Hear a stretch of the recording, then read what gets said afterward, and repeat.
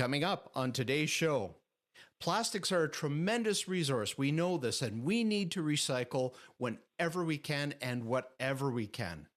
But what happens when we just want the plastics, or more specifically, the products made from plastic, to just disappear? Stay tuned and let's talk about it.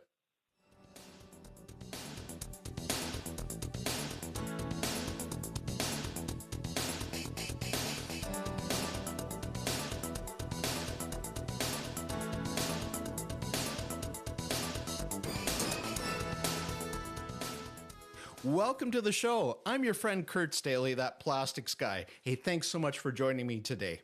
If you're new to the show, this is where I share my 4 decades of plastics industry experience with you. I'll educate, interview, share case studies, showcase innovative products, and always discuss the topics and trends that affect our industry. Today's podcast is sponsored by Polytives, inventors and manufacturers of flow-enhancing additives for multiple resin platforms that can be used by compounders or added right to your equipment on the shop floor. These cutting-edge products are sold across Canada by my company, Simcoe Plastics Limited, where we truly have a passion for polymers. You can visit us at simcoeplastics.com or contact us at info@simcoeplastics.com.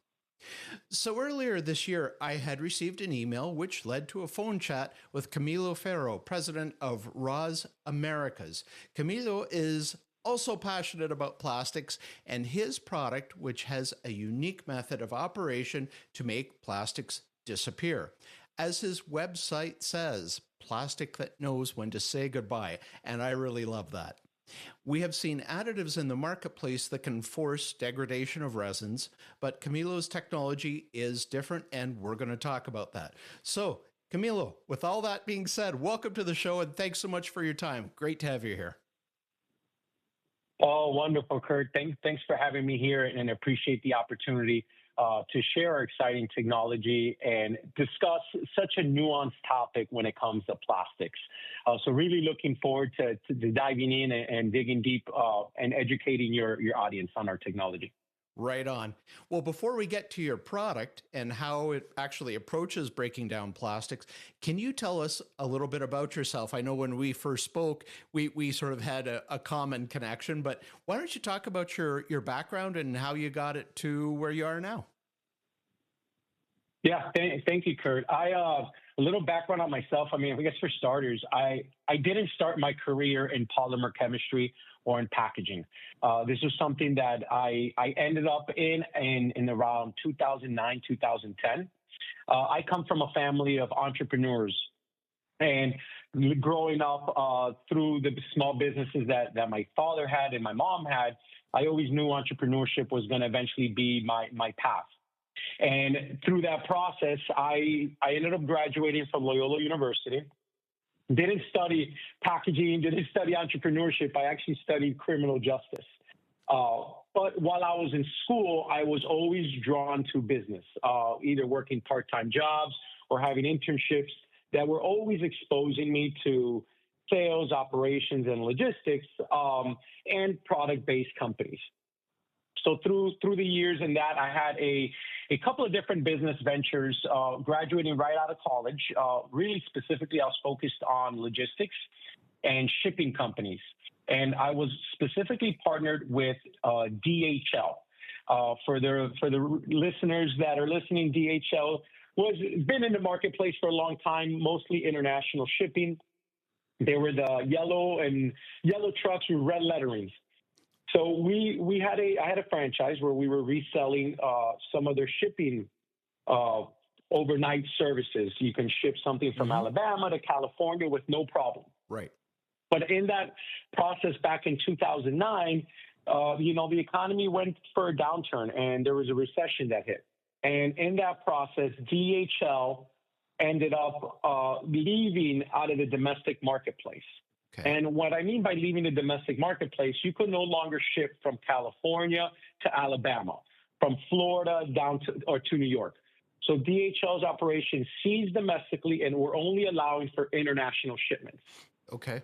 So naturally, that put that put my business in a situation where I needed to pivot and figure out what was going to be next for me. And in that process, I was getting, unfortunately, like a lot of startups, I had to close the business, and I was going through a transition where I needed to leave my apartment. And in that process, I was giving away my pots and pans because I was no longer going to need them. I was going to go live with a different roommate. And since I didn't need the pots and pans, they were in a plastic bag. In your regular grocery store T-shirt bag, what we call them in the industry, Right. With handles. And the bag broke on me, Kurt. So in the middle of me carrying my pots and pans, the bag splits on me. Pots and pans fall to the floor, and I realized I needed to get another bag. And in me getting another bag from my friend, I started connecting the dots and realizing we reuse these plastic bags. The grocery store bag that we're going to get to carry our goods home, we're going to reuse that over and over again for your gym shoes, for, in this situation, carrying pots and pans. Sure. So then I started doing a little bit of research and understanding if we reuse these bags and we sell advertisement space on these bags. Can I go to your local insurance agent or your local dentist and provide a medium for advertising?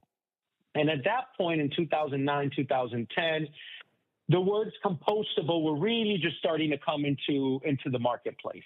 Granted, composting is nature's oldest way of recycling herself, but compostable packaging was still very new in the industry. So I started doing my research. I started understanding, first of all, what was composting? How does composting work? And what is this compostable packaging? And from there, it's what led me into starting my first business in the packaging industry, where we were importing compostable bags, can liners, shopping bags, and everything film-based, and distributing those products here in the U.S. marketplace. Okay. And that was the initial phase to sustainability for me, and what really got me hooked to packaging industry and understanding sustainability and really understanding how compostable packaging can help us develop more composting in our marketplace. Very cool. It's always interesting to hear stories, entrepreneur or not, whatever the case, to connect the dots from, a beginning somewhere to where you are now. And that pivotal moment of a bag breaking, that did it. It's just incredible. It's just incredible. So, and Kurt, when I look back and I think about that bag breaking and kind of where it's led me today, it was that light bulb idea, and I had to pivot and adjust accordingly, but I kind of stayed true to the mission. Is find ways to create a good business while also doing something positive for the environment. And that's where it kind of led me down that path of working with supply chains across distribution and understanding different plastic manufacturers, resins, and how we can really utilize that to help our planet, but also create good business in the environment. Right. For the longest time, there was sort of this idea that having a profitable business and doing those things is mutually exclusive from being environmentally aware, environmentally conscious. And it's really not the correct perception. You could not necessarily easily, but the two things can coexist because we still need the stuff. So somebody's got to make the stuff and do things with the stuff. So I think we could be environmentally aware, environmentally conscious, and still build profitable businesses. So glad you're taking those steps. And now we're going to sort of focus in a little bit more clearly on those steps. Tell us about your product, the RAWS product, what it is, what it does, and how your technology is different. And, from our conversation, it really sounds superior. Yeah, thank you, Kurt. And this is obviously kind of the exciting part of being able to introduce this technology. When we look at plastics and we look at the compostable marketplace and degradable marketplace, it's grown tremendously over the last 10, 15 years. Compostables are really starting to become mainstream, and we're starting to see more compostable materials engineered to break down in these controlled composting conditions. And what we realized is, as I was going through this understanding of how composting works and compostable packaging can help develop more of this composting, I started to understand that not everything is going to go to composting. Not everybody has access to composting. So if we don't have access to a real world end of life pathway, what is happening to these products? And unfortunately, a lot of the plastics and a lot of the packaging that we are utilizing is not ending up in composting, but it's ending up in landfills. Right. A lot of them don't ever get recycled, where we want things to get recycled, but it's not a material problem. It's an infrastructure problem because the material can be recycled. So understanding that was when we got introduced to the technology RAWS, which is what we really want to talk about today. A little background on the technology, and then I'll kind of go into how the technology works. The technology was first created in 2018. And in the creation of the technology, the first patent was applied for in 2020. Okay. Patent, both international patents and U.S. patents, were awarded at the end of 2022 for the technology. Okay. So what is a technology? It's a chemical component that gets added to three types of plastics. Your plastics in the olefin family, so we're talking polyethylene and polypropylene. And then we also add the plastics to PET. Okay. So if for those that are, when we make plastics, we're blending your plastic pellets and then converting those pellets, either blown mold, blown film, thermoforming, injection molded. Any way we can make plastic, our technology will work with that plastic. Okay. How do we do that? We simply blend 1% of RAWS technology into the plastic blend, it being polypropylene or polyethylene. We're blending 1% by weight to the blend. Your plastic gets made. Now, when your plastic is now being converted, you now have a product that is going to be 100% biodegradable. Now, I'm going to mention the word biodegradable, but it is important to know we can claim this and we can verify this, that the technology will completely depolymerize said plastic, leaving no microplastics behind. Oh, wow. Now, okay. Currently, in today's environment and today's policies, with the current FTC green guides, we always have to be very cautious when we use the word biodegradable. Yes. And the reason being is, for a very long time, there was additives and technologies that were in the marketplace that were claiming biodegradability. Unfortunately, these claims for biodegradability can never be validated or proven with certain standards in the marketplace. So because technically, Kurt, everything is going to biodegrade.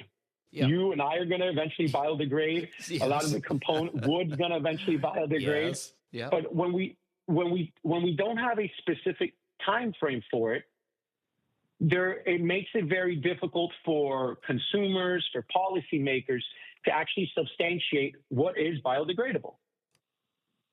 So that's been a problem in the marketplace for a few years now, since a lot of these technologies have been in the market for the last 10, 15 years. Okay.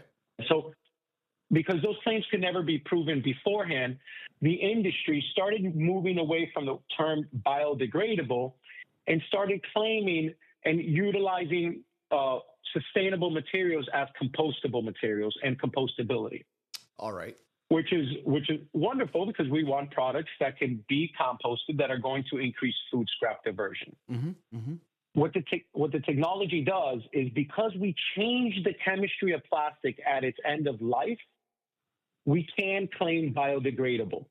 So it does not matter if your plastic, we want plastics to be recyclable. So the plastic with RAWS in it can continue to be recycled.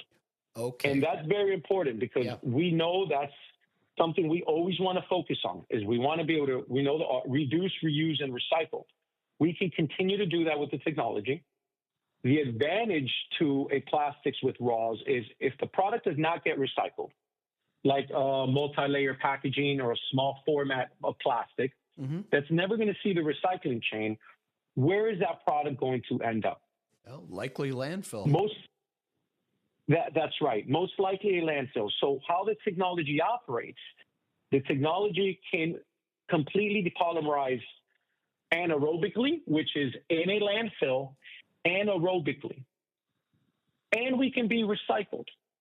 So to our understanding and to our knowledge, we are the only technology in the marketplace that can give us multi-end-of-life pathways. Now, the question we always get, Kurt, is how do you do this? How is this possible? Because we've heard for a long time, plastic can be around for 500 years. Or how do you actually anaerobically change the plastic? So the secret sauce in the technology is really, it's a two-prong approach. We just need two things, really in reality, three things for the technology to depolymerize. The first is temperature. Okay. We need at least 77 degrees Fahrenheit for the technology to get activated. Okay. Second, we need moisture/humidity. And third, we just need time. Okay. Now, when I talk about these three components, when we talk about the temperature, if we look at every landfill across the United States that's properly maintained according to the EPA, landfill temperatures are between 90 degrees Fahrenheit and all the way up to 140 degrees Fahrenheit, either up top or buried.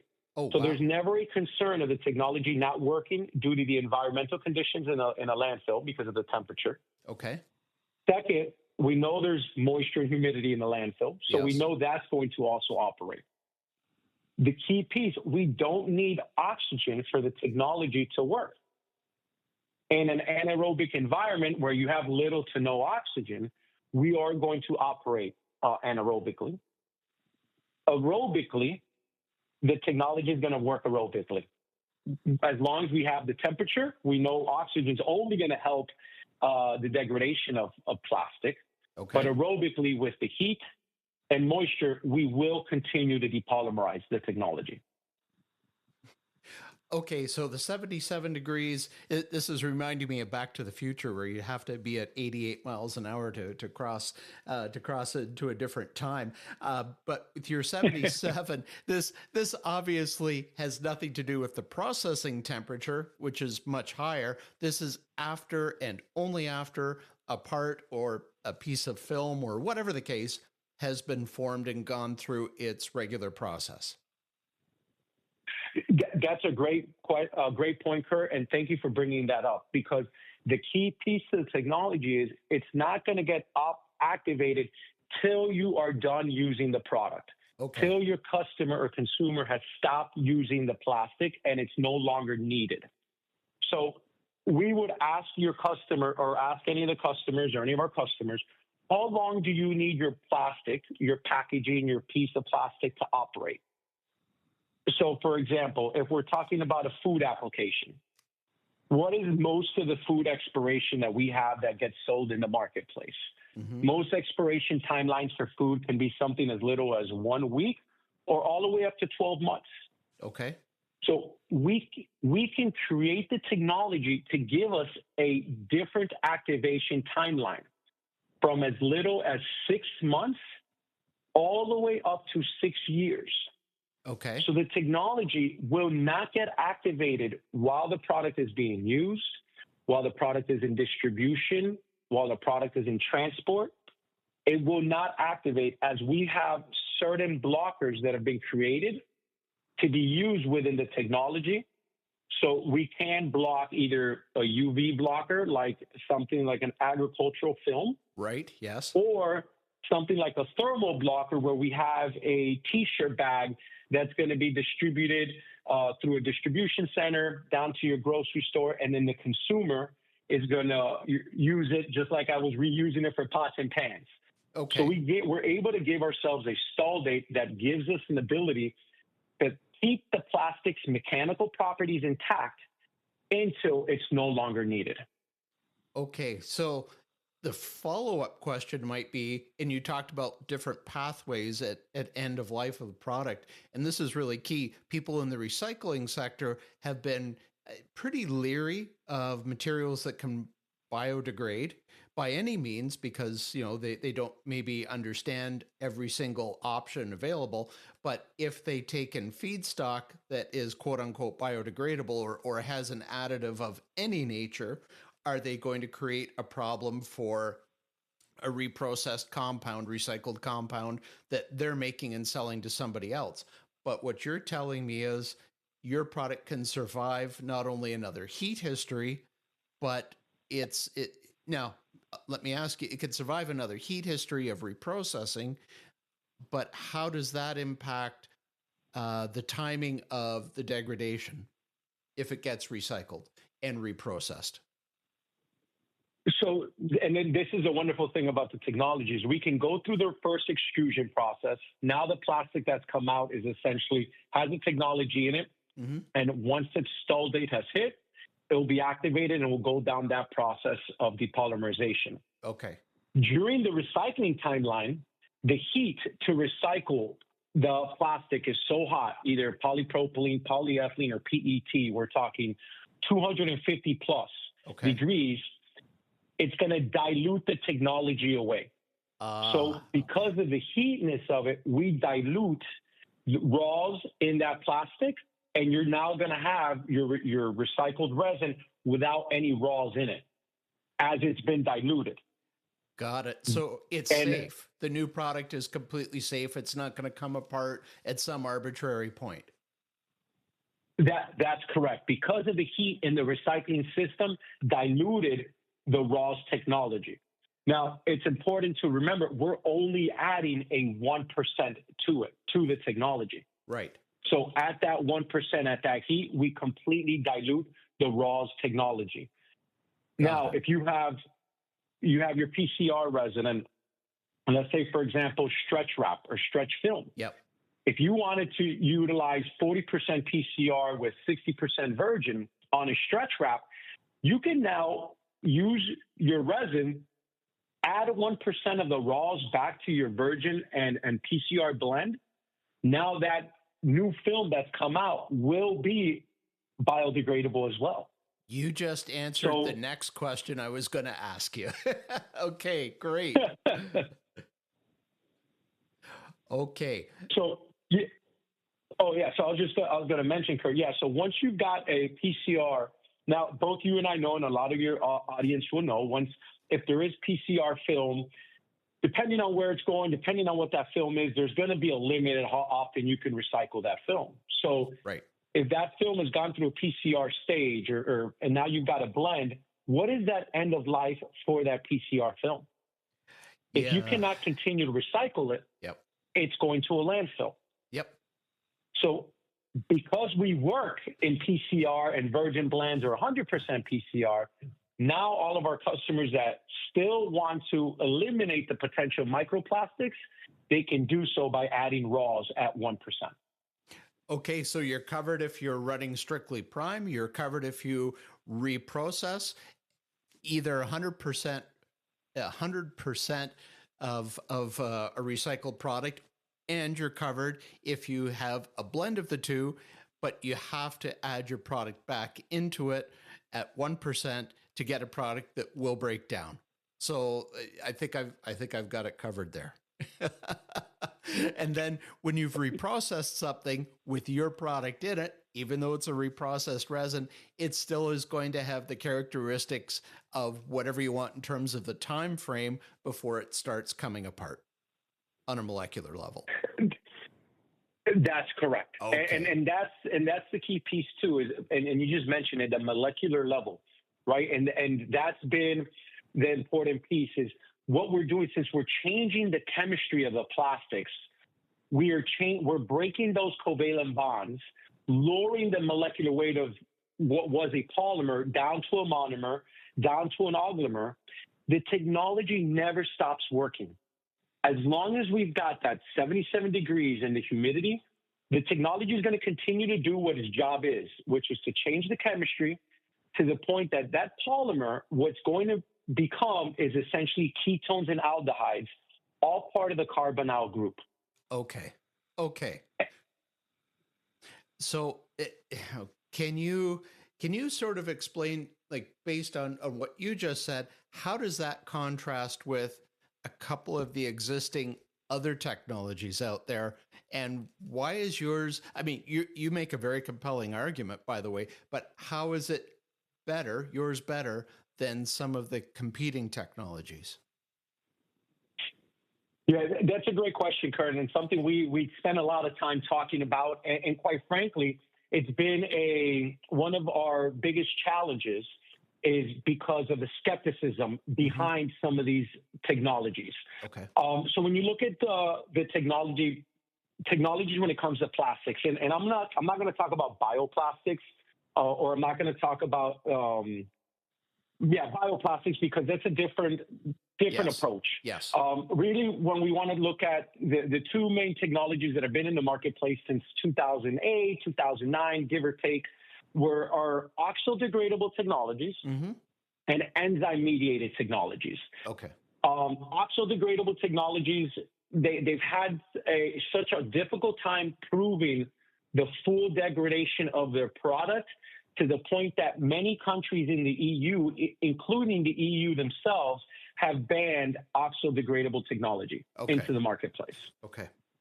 The biggest reason, from what we've been able to see and from what our customers have told us, is when you look at an oxo-degradable technology, they need oxygen.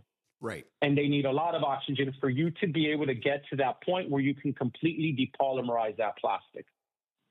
Because the amount of oxygen that is needed, they have not been able to show, or at least we have not been able to see, any full degradation utilizing an oxo-degradable technology, because you need oxygen. Right. It really requires all the things to happen perfectly before the product works. There's just simply no slack in it. It must, I understand what you're saying. And perfectly optimal, right? It needs those optimal conditions at every point for this to actually go through that process. So that's been one of the downfalls to that technology. And then very different technology, but similar, you need optimal conditions, is when we're talking about an enzyme-mediated technology. Okay. These technologies, there's a few players in the marketplace that are going out, and you add enzymes to a plastic. And in that, these enzymes that are going to be added to your plastic need the enzymes in a landfill to start breaking away the film that was laid out in that plastic. Right. So once again, very similar to oxo-degradable, where you need optimal conditions for this to actually operate in a landfill for the product to actually completely depolymerize. Okay. Okay. The difference being between what RAWS is doing and what those two other technologies were trying to accomplish is simply our activation. Okay. Whereas RAWS utilizes the thermal degradation. So since we only need 77 degrees, we know landfills are at that temperature gauge. And then we know landfills have moisture and humidity. So as long as we've got temperature and moisture and humidity, we are going to work. And we're not going to stop working, which is why we do have the validation and the third-party testing that verifies no microplastics remain, because we don't need that optimal condition like the other technologies have. Got it. Okay. So you've got a technology that is simply much easier to activate. It doesn't have the same level of restrictions. You've got a technology that allows multiple pathways at end of life, can allow a reprocessed stream of materials to come back in and be blended even with a prime. It stops your process there. So whatever's made from that can have a nice long life if that's the intent, or your product can be added back in to have that timeline before it starts to break down. So it sounds to me like you've got a pretty powerful tool, to offer to people who want to have that end of life story to tell their customers. I think this sounds fantastic. That's right, Kurt, and that's why we're excited about the technology and how we're able to continue to prove the technology. And even more, all the tests and all the validation we're continuing to see with our customers is repeatable. Right. Which is even more exciting because our customers are seeing that, and now we've got validation that we do have what we say we can do, and that's the difference. That is super cool. So tell me, how long have you been out there actually marketing and selling the product, and have you had some success stories? Yeah, so Kurt, we first got introduced to the technology back in 2020, and then naturally, we had to do our due diligence and understand, the technology, understand the testing parameters, and understand what certifications we were going into the market. We had a soft launch of the technology to start talking about the technology back in 2022 in the U.S. market, but we really didn't have a big push into the market till end of 2023. Okay. And the reason being is we had a few different certificates that we needed to arrive to make sure we had the full validation that we needed. Right. So at the end of 2023, we received the remaining certificates that we needed, multiple certificates verifying no microplastics remained, both aerobically and anaerobically. So once we got that information, we hit the market. We started participating in trade shows, started talking to potential customers, and we had success, both success here in the U.S. We got into a couple of different grocery stores in 2023 and 2024 for some of their film-based items. And since then, we have now been aggressive market in South America. And here in the U.S., we have a couple of different customers that are piloting the technology with multi-layer structures and non-woven structures. Okay, very good. We think non-woven, think diaper applications, think medical applications. And non-woven is an interesting one simply because the way that product is manufactured, yes, there's less surface space that we have to change. Of course, yeah. Yeah. So because there's less surface space that we have to change, that means we can do the work much faster on depolymerizing that non-woven product. Okay. So having said all of that, yes, so we've been successful in the market so far with several different pilot programs with both rigid plastics and film-based products, both in the States, in South America, and then naturally in China and Asia as well. Very cool. I can think of a couple of applications and customers I'd like to introduce this technology to. So after we're done recording, we should spend a little bit of time and see if we can't figure out a way to work with each other and try and move some of this technology in Canada. I think it's so cool. And it sounds to me like you've got a number of pretty vital questions addressed and proven. So yeah, time, as we'd say, time to rock and roll. Let's go to the dance, Kurt. Yeah, right on, right on. Well, so we're sort of getting to the end of things. And before I start wrapping up, do you have anything else you'd like to share? Yeah, I think the important thing that I want to talk about really is understanding how innovation is getting us to tomorrow, and understanding that we can never let perfection be the enemy of good. And that's something that we continue to talk about because plastic is an incredible product, you know, to the point that a lot of us have plastic in our bodies. Yes. And the downfall to plastic for a very long time has been the end of life pathway. Yep. Now we have that solution. And a big piece to it is understanding that our chemical solution is actually using plastic itself to help it change.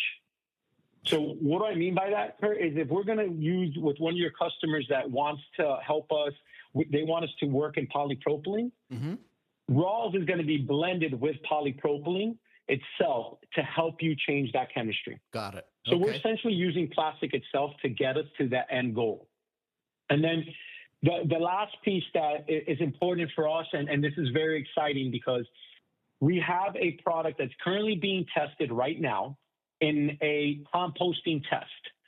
And we're currently testing a polyethylene t-shirt bag, an LDPE t-shirt bag with RAWS at 1%. Okay. This is a t-shirt bag with it's a 1 mil t-shirt bag. And we created the t-shirt bag and sent it to a lab. It's very important. It's an accredited lab, both by the ILAC and by the standards in the country for the lab. But so far, and this is exciting, after 120 days in the lab, that t-shirt bag has now degraded 45%. That's quick. So that's 120 days, a 1 mil t-shirt bag. So that tells us we are getting to the point with the technology where we can claim compostability on certain items, depending on what we're going to work with. Okay. Because to give you an analogy, we just, I guess a football analogy for the listeners, excuse me. We look at bioplastics and we look at compostables. Their end goal is composting. Right. We look at polyethylene. We will score a touchdown just like compostables do, where we will reach a compostability full mineralization. The only difference being, Kurt, is bioplastics are starting at the 20-yard line, whereas a polyethylene with RAWS is starting at the 1-yard line. Okay. We'll still get to that end of life of full mineralization, but the only difference being is compostable started with a different resin. Got it. Right. Yeah. Yep. This is really fascinating. I think you got, as we also say, a tiger by the tail. So I'm really thrilled with this technology, and I want to work with you on this. And we'll work something out after. I do hope. But this is exciting. This sounds like a real strong, viable, legitimate option with all the right things happening. This is just really cool, and I'm so glad that we connected. You reached out. I'm glad that I responded and talked to you, and I think you got something really good here. Yeah, Kurt, we feel the same. Thank you very much for the time and the space. And this is a very practical solution that lives in what our infrastructure is today. Yep. And it makes it very viable for folks that are trying to find sustainable ways to eliminate microplastics. I'm sorry, I just have to interject. You made, I think, one of the highlight comments here. You have a solution that lives within the infrastructure that we have. We cannot change the infrastructure and our recycling and whatnot, not just overnight. It would seemingly over years or decades. It doesn't move, or it doesn't move fast enough. So do you change the system, or do you change the product that operates within the system? You nailed it, Kurt. It's changing the product that's going to operate within the system. It's making smarter materials choices based on our infrastructure. Because infrastructure and then education, consumer education, is extremely important. So in order for us to be able to do these different, check the different boxes, we need to start with a smarter material. Right. And that's what this is. Makes sense to me. Camilo, on that note, I want to thank you so much for being on the show. And you have an open invite to come back and talk about anything you're working on in the future. And as I said, when we're done recording this, I think you and I have to have a chat about how I can get involved and help move this product in Canada. I think you've got something really great there. So thank you. And I hope the listening audience really enjoyed hearing about this and is inspired to reach out and make a difference with the products they're making. Thank you. Thank you very much, Kurt. Right on. And that's it for this episode. Again, I'd like to thank Camilo Ferro of RAWS Americas for joining me today to talk about his very unique and really remarkable additive to help plastics say goodbye. I like that tagline. That's so cool. Please go to RAWS America. Yeah, please go to rawsamericas.com, RAWS Americas with an S.com to learn more about his product. If you have any questions or comments about today's show or a suggestion for upcoming episodes, please message me through that Plastics Guy on LinkedIn or my personal page on LinkedIn. Please consider following That Plastics Guy and Simcoe Plastics on YouTube, Facebook, and Instagram. And of course, while you're on the website, you can subscribe to our newsletter. And we recently sent out a Valentine's Day newsletter featuring Fresh Start Purging compounds. So please have a look, and you can also download, if you're not on the subscription list, you can download that newsletter. And I think just about everyone we've done over the past 12 to 18 months. So there you go. Thanks again for listening. Take care, and let's be good to each other.